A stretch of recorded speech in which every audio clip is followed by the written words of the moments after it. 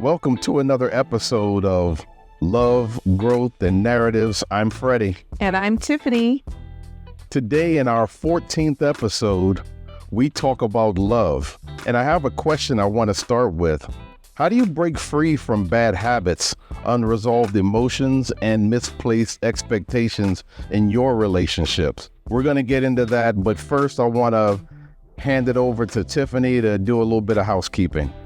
Hey, everyone. I don't want to sound redundant, but I'm going to be redundant and tell you, please like, follow, subscribe, post reviews, share, do all of that because it really helps us grow this, page. The purpose of us doing this in the first place is to hopefully help other people have conversations within their relationships or even in your singleness. These are conversations I wish that I had heard and had in my singleness. And I think that it could be really helpful to you and maybe people that you know. So please share this with your friends and family. And if there's a poll, which there is a poll, guess what? There's a poll on Spotify. There's a couple of polls at the end of a few episodes. So please go in and do those polls. Like, we need you to help us get our podcast out to everyone who needs to hear it. Okay, I think we've beaten that horse way past death. And so now we can kind of get into the conversation, because one of the things that I wanted to discuss with you had to do with, here we are in this relationship. We've been very successful in this relationship, through a lot of hard work from both of us. But I wonder, in terms of past relationships, what has been brought over into this one, be it a good habit, bad habit, things we're still working on, things we have been able to resolve. And so that's kind of where I wanted to go with this. Yeah, I totally get that. And when I think back to us first getting together, I was expecting the same old, but wishing for something different.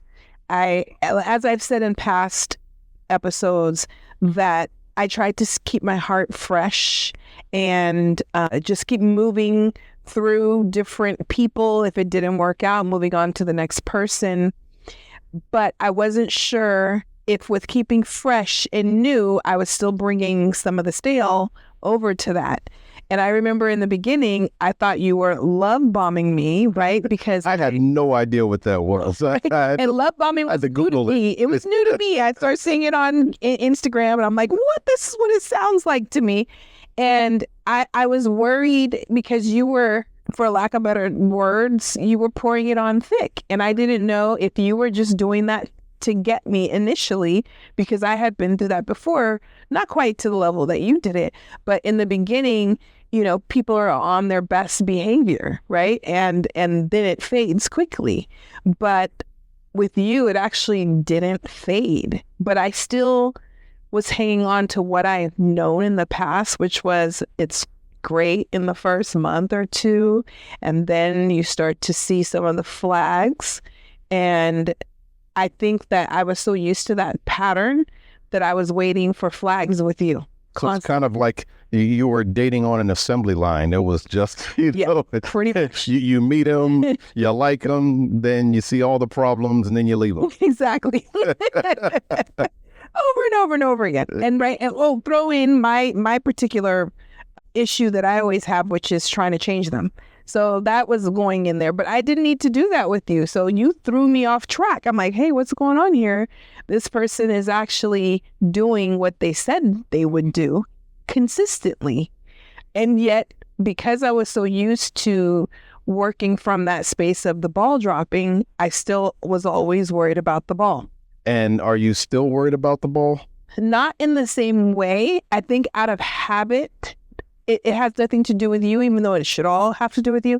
Out of habit, I do worry at the back of my mind, especially if we particularly have a disagreement. Right. Or it feels like, it feels different than how it feels most days. Like right away, I jump to, maybe we should have waited until 2025 to get married. Maybe we should deal with this situation before we get married. And it's funny because our therapist, or couples therapist, was saying that I always have a bag packed. And Freddie, agreed with her. Yeah. I don't know if I really feel quite that way, but I guess in my mind, it's not that the bag is packed. It's not like I think we don't belong together, but I do think, do we need to figure this out? And it's actually really small compared to the problems I had before. It's something that's totally workable. But not only am I working from a space of really bad relationships in the past, and some that were okay, but just not great at communicating, it's also just the way I grew up. Like, there's a problem, freak out. That's... Yeah, and I got to tell you, I've searched our place. I searched our garage. I've searched your car. I even searched your mother's place for your go bag, and I haven't found it. And so maybe there isn't one, but I just, some days it feels like, she's gonna head out. Right. Because when we come up with something in the therapy, I see it as and Freddie sees it as, this is something we can work on. Yay! Yes. This is something, Yes. because even though we talk all the time, right? And we had those 3 questions, which we haven't done as often as we used to do, probably because of the podcast. We have the communication lines open, but there's still things that come up, especially when you're working with someone who asks the right questions. Even though we talk so much. Yes, but there's always going to be things that we miss. Mm-hmm. And that's why therapy is so important. And yeah, when I find a new issue or a new challenge between us, I get excited, because to me, that's a chance for us to grow closer, because these things are going to happen regardless. Problems are going to occur regardless. Right. But just tackling them, knowing that we love each other and that we're going to work through it, I get excited. I don't feel bad. And I guess it is exciting. I mean, we didn't start going to therapy because there was a problem. No. We absolutely didn't. There wasn't anything. That was Right. probably when we first started talking about therapy, was the most cloud 9, that could be. Yes. And it was more like, I think you were thinking, we don't want to miss anything. Yes. Right. And we wanted to make sure we planned early on that we thought we would be together, long term. And so we wanted to just do that work. I wanted to jump out in front of it. Mm-hmm. But I still remember coming out of that first therapy session, I was excited because it seems like we had talked about a lot of things. I think our first therapy session was about 2 hours, Yeah, which is of course not supposed to be. Right. But so I don't want to tell on anybody. But I was excited because there were so many things that we were uncovering, and you came out with the look like, like someone had shot our dog. It was just, it's like, what are you worried about? This is what we're supposed to be doing. This Right. is the good stuff. Right. So I think for me, there's always that underlining feeling of, am I liked? yes. Right? Because that was something from my childhood that was, said to me early on about, like, I love you, but I don't like you, by a family member. And so that has always sat with me. I was told that when I was 9 and I'm 54. So I'm always worried, like, I know people love me, but do they like me? Yeah. And so I worried about not being liked by you because something was uncovered Yeah. that I think I knew was there, but I didn't, or I thought I suppressed it, or I thought that I dealt with it, but Yeah. come to find out I didn't. Well, we've had similar issues in terms of childhood and low self-esteem and a lot of problems in relationships. I handled it differently, not better, just differently. And the way it manifests with me is high neuroticism, high agreeableness, which I'm still working on, Mm-hmm. and feeling like I have to be everything for you at all moments. And I'm much better at that than I used to be.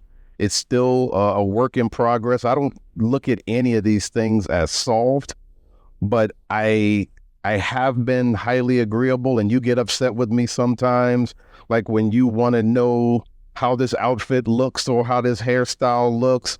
And I just, it's almost a reflex to say, you look good, you're beautiful. And it's not that I don't believe that, but I have issues being critical in that way.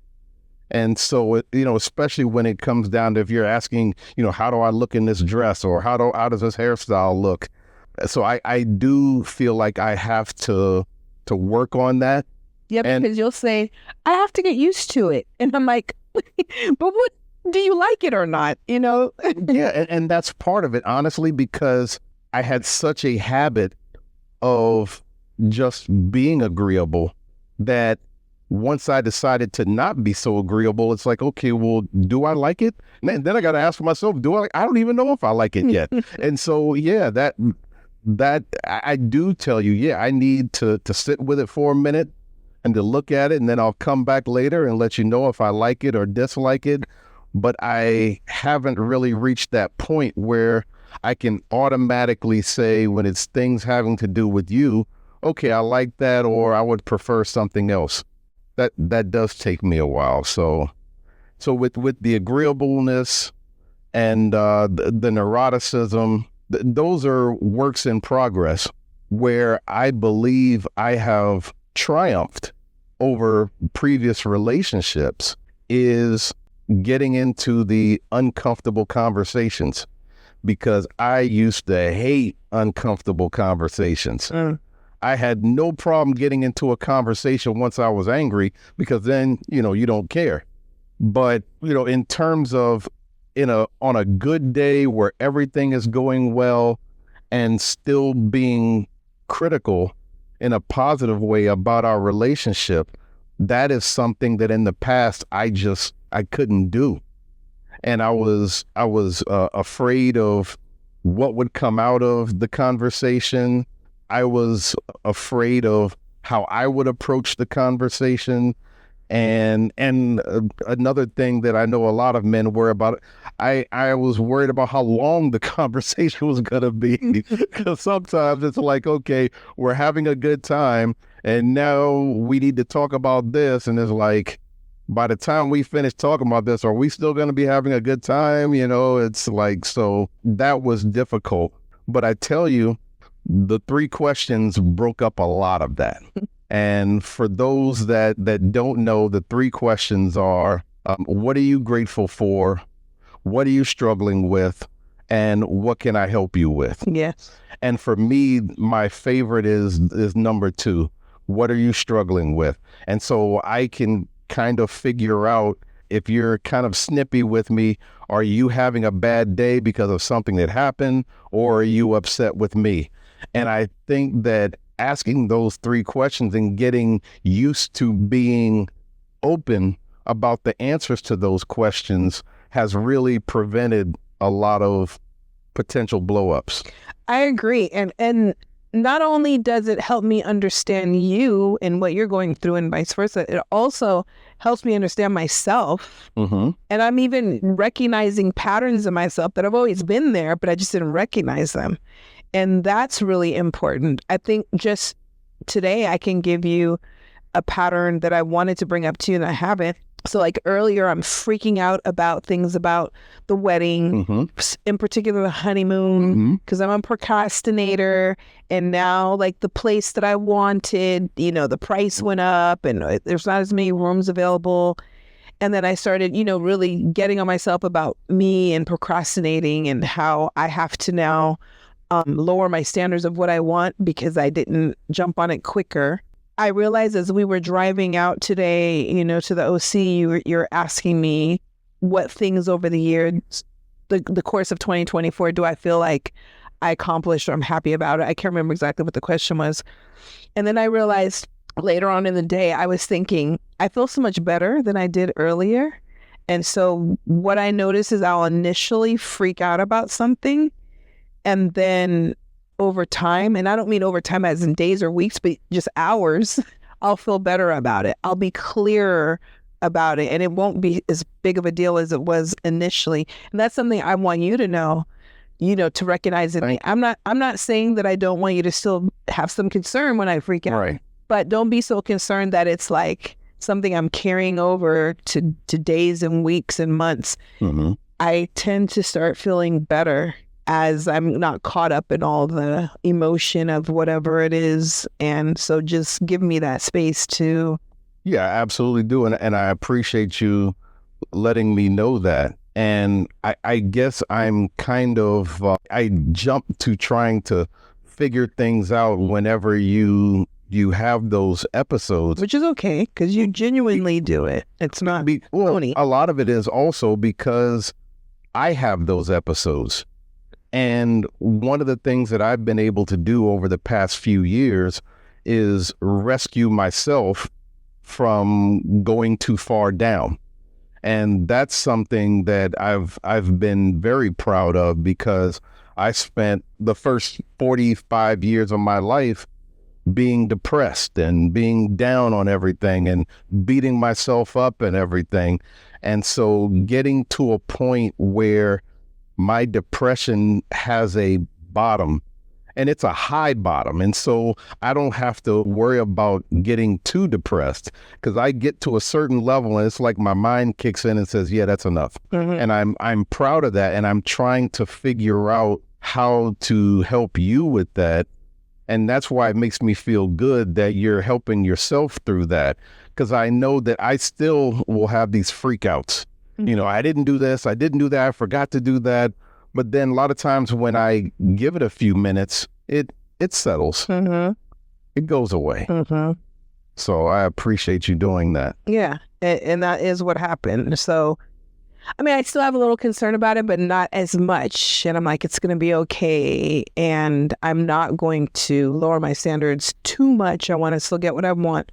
But if I can't have it now, you know, it's going to be okay. You know, like, again, whenever that discomfort comes up, I need to sit with it in a moment and make sure that I'm proud of the work that I'm doing, that I'm evaluating the entire relationship, right? Because in past relationships, if there's something uncomfortable, usually it doesn't get the attention that I feel like it needs. It's an argument and it's never solved, right?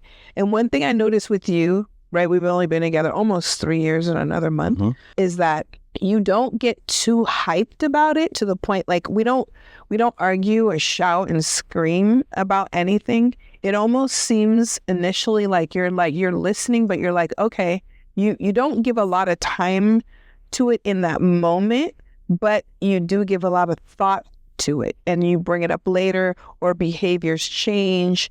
And so I'm used to when a person kind of is like, okay, that they're dismissing it. But that's not what you're doing. You're not dismissing. But that's brand new to me, because I was the dismissive type. So, you know, there are some things, because I realized that through my failed relationships, so much of it was me. So much of it was my fault. And that's why when we first met, I tried to run down the list of the things. Here are the things that a lot of women haven't liked about me, and just put it all out there. And so even though I did want to, you know, show you my personality and a lot of the good things about me, I did also try to highlight and dive in on the things that aren't so great about me. And that comes from just constant failures in relationships. And I've tried over the course of previous relationships to get better at it. And I was better, but I wasn't good enough. And so this time, because I liked you so much, I said, here's my chance. I'm just going to go for it. And I'm going to do the best that I can of letting you know who I am. And, you know, that way, if you don't like me, hey, you know, there's no feelings involved. I can move on. And if you do, then great, we can keep going. But a lot of this stuff is brand new. So I don't want to pretend like I've been this way my whole life, because I haven't. I was dismissive, and it wasn't that I didn't care about what was on your mind. I didn't know how to help. And so instead of saying, hey, let's talk about this, hey, let's figure this thing out, I would, oh, okay, can we, yeah, all right, you know, and I would just try to change the subject. And I realized that there's no value in that, because when people don't feel heard and understood, that's a showstopper. Nothing else can really move forward until people have their issues addressed. Right. Right. And in addressing issues, especially our own issues, I think when we met, at some point you would tell me, what is it that I think I was doing wrong? What did I need to improve on from other, past relationships? Mm-hmm. And that was a hard question for me to answer, even though it's not that I thought I was perfect, but I felt like everything that I did do that maybe some of the people in the past were bothered by, it was because of the way they acted. Yes. And I was acting that way based on how they act. One thing I think is important, that even if you're dealing with one mess of a man, a messy man-child, they still can give you feedback that's true about you, Absolutely. And it's hard to hear when they're so awful. You think, oh, they're just, deflecting or whatever the case may be. But if you reflect on what they've said and really pay attention to your pattern, you'll find that some of those things are true. And when you bring it to a healthy relationship, you can see it more. It's hard to see it in a bad relationship because there's so much going on. There's so much negativity. You're trying to figure them out. You can't figure yourself out, and you're trying to live life.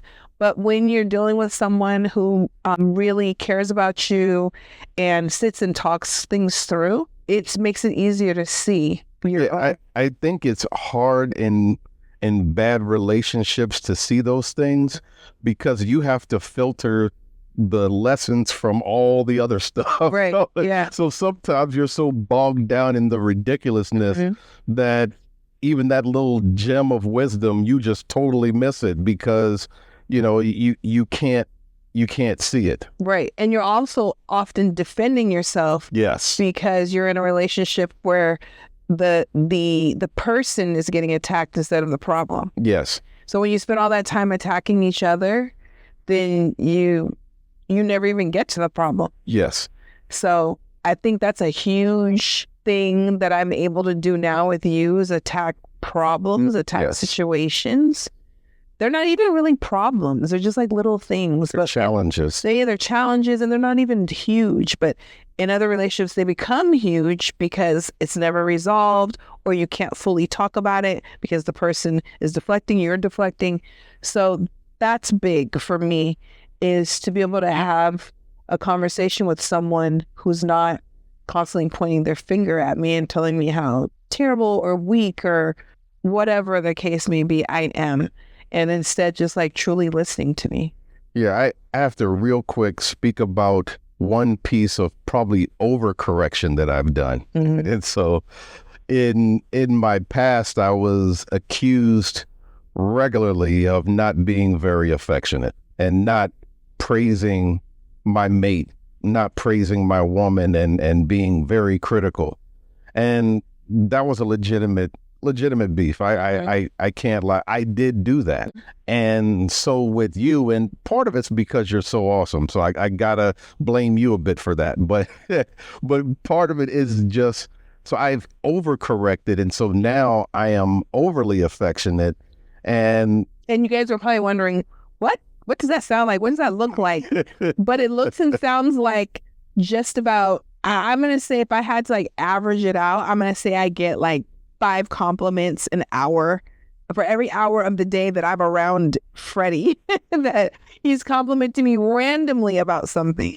And a lot of it is that my thought process has changed, because if you can imagine how many times I compliment you a day, reverse that and imagine that those are criticisms, and how you would feel if I were doing that to you, where it was constant criticism. Right. And so what I've had to do was, and this took some years. This is not something that I just magically did. This took some years of really thinking about my mate and thinking about how wonderful you are. And now it's just a reflex. I see you and something about you just pops into my head about how wonderful you are, and I gotta let you know. Thank you. I appreciate that. And while you were talking about, in the past, you were not as affectionate. Mm-hmm. And for me, it's initiating intimacy. Mm-hmm. And in the past, I think I had an excuse that I didn't because, women often don't want to when the relationship isn't great and you're not being treated properly. And that's a great reason to not want to initiate it. But in this relationship where I am treated so amazingly that sometimes I'm not even sure I deserve it, there's no reason that I shouldn't be giving you the best of me. Mm-hmm. Of all the people, you deserve that. And so my problem with that is with me and not with you. Mm-hmm. And it's something that I need to work on. And I've always known that. But again, like I said, I felt like I had good reason. So with you, I don't have good reason. And there's a lot of times like that where a lot of things where I'm like reflecting back and I'm saying, but who Freddy is, he's different from the rest. So I don't have to be on a tightrope or eggshells, and I need to relax and I need to let go of what I'm used to and just stay in the present with you. Yeah. Yeah, no, and I'm not going to go any deeper into the intimacy stuff, but I love the work that you're doing on that. I think for me, one of the most powerful things that I learned to do in a relationship, and I did this from the very beginning, was I knew I needed to make changes, and I had done that in previous relationships, but I didn't communicate that I was making these changes and that I was trying to make these changes. Mm-hmm. And so there were things that you may have liked about me in the beginning, and I would say, well, this trait right here is aspirational. Mm-hmm. It's something that I'm working through. Mm-hmm. I don't quite have it right, but it's something that I'm really working on. And then there's other things that I feel are hardwired, whereas I've been working to change them to the point where they're natural. But letting you know the difference, letting you know the things that are aspirational as opposed to the things that are hardwired, mm-hmm. maybe it kind of helped your expectation level, where you can see, okay, well, he might screw this one up here and there, but he's still trying. Whereas this one right here is hardwired, so when he's not doing it, I got a reason to beat him up about it. Right. Yeah. Absolutely. I think that's awesome. And I look up to you about how many things that you have made hardwired that weren't before. And I think I'm slower at doing that than you are, but I've definitely learned that from you. That's been a great addition to me, being around someone who does that and thinks that way. I know another thing that I am working on from past relationships is I'm not used to someone doing so much for me. Now, I've had men who have done some things for me, right? But not to this extent where I'm like trusting you with my mother or having you do really big things, taking on things. I'm used to doing everything myself, right? Growing up without brothers and really any men that I could count on. And so it's not just that I'm a woman, I don't need a man. It's not that. It's just I'm used to doing these things myself. And you're saying, hey, I'm here. Let me take that on for you. It could be something so small. I forgot something out in my car, which is just right out front. And you're like, no, I'm going to go get it. And I'm like, what? Like, I felt bad. Like, I don't want to treat you like, you're a slave, so, but you're offering. So I'm like, okay. Yes. But at first it was really hard for me to let you do those things for me because there was a few things going on. It made me feel a little bit helpless. It made me feel like maybe I'm taking advantage of you, even though I'm that kind of person and I do those things for other people. I just wasn't used to it being done for me. Right. And I had to let that go. Like, why do I need to do so many things myself? For what? Right? That's the part of the reason you're with another person, so that some things can be lifted. Yeah. And so I'm still working on that. But I think I've come a long way from the beginning. Yeah. Don't you agree? Like at first. Oh, absolutely. Like, yes. I wouldn't let a lot of things. Yeah. There were times, especially in the beginning, I'd say the first year, where it was like, wow, is she ever gonna unpack those emotional bags? They just stayed packed and by the door, and then after that, and 2 years after that, I'm looking for the go bag, and I still haven't found that. So, I'm going to just assume that there isn't one any longer. Yes, that's a fair assumption. That's a fair assumption. But I think that, and trying to go back a little ways from my depression and everything else, and being diagnosed in my late 30s with Asperger's, I wanted to see what I could do and what changes that could be made. And I had read this book on neuroscience probably 15 years ago that talked about the neurons that fire together, wire together, and how uncomfortable it is to change and to make those changes hardwired so that those neurons are firing naturally. And so when these things happen, I realize that you're going to get a rush of endorphins when you're doing something that you're used to doing. No matter if it's bad or good, when you do something that you're used to doing, the brain releases a certain amount of endorphins to say, hey, good job. The problem is that when you're doing something that you shouldn't be doing and you want to start doing the right thing, you have to go through a situation of almost fighting against yourself, because now you're not getting that endorphin rush because you're doing something that's so different from what you're doing, but it is the right thing. And eventually, as and I'm not going to pretend to be some doctor of neuroscience, but at least from what I've read and what has happened in my own life, is that when you fight past that and you keep going, eventually those neurons will wire in a way that you will get that rush of endorphins when you're doing the right thing. But it takes time. It's not an easy thing. It is so difficult, but it's so wonderful when it happens. It's really worth it. And because this relationship means so much to me, I know that a lot of the things that I did in the past, I can't do that anymore. They didn't work for me then, and they're not going to work for me now. Right. And so I got to put in the work. But the difference is I try to let you know, here's something that I don't like, that I need to change. I'm trying to change, but it's going to be a little quirky there for a while. And I feel the same. Like I'm, my own personal therapist, trying to work through some of these issues that I've had for a long time. And now with anxiety kicking in, just talking to myself, using a few strategies to calm myself down and evaluate what I'm doing and saying differently than in the past. And hopefully eventually it will be hardwired as well. Yeah. Because I definitely don't want, I can't think of very many things other than I think being somewhat of a kind person that I want to pull from the other relationships, to be honest with you. So yeah, lots of growth there, and continued growth. And I thank you for giving me the time to do that, because not everybody has patience with those kinds of things. They just want you to come already all together.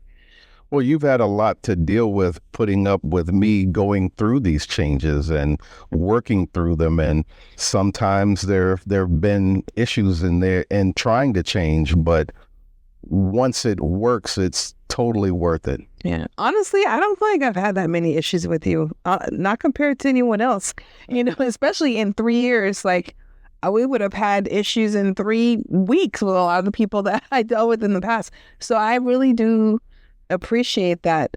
It's not hard. It's like, it's work, but it's hard work. It's harder changing myself than it is to deal with you. Yeah. So. But I think that between the two of us, the work has been rewarding. The reason why we've become so close, and the reason why our arguments are so civil and lead to resolution, is because of doing the work, because we do the hard work to make sure that it doesn't lead in that direction. And so as we start to draw this to a close, And we'll talk more about this in the future because these are things that we're still working on. And I think that everyone should really be trying to figure these things out. It's tough at first. It is absolutely tough. But once you get to the other side where it's hardwired and you're getting that rush of endorphins from doing what you've been trying to change and everything, it's just awesome. It is. And I will say that this isn't only in intimate relationships, in your friendships, yes, in your job, or just with yourself, really. So I hope that everyone can find where they can relate to this and give it a try. Don't give up on yourself. Don't give up on your friends, your partner, your family. It's worth it. Yeah. So we're going to wrap this up. I really appreciate everyone listening and subscribing and liking and sharing and following and all those different types of things. And we will try our hardest to constantly bring value and deserve your time. And so as we close out, I'm Freddy. I'm Tiffany. And thank you so much for your time. We will see you next week. Alrighty. See you then. Bye-bye. Bye.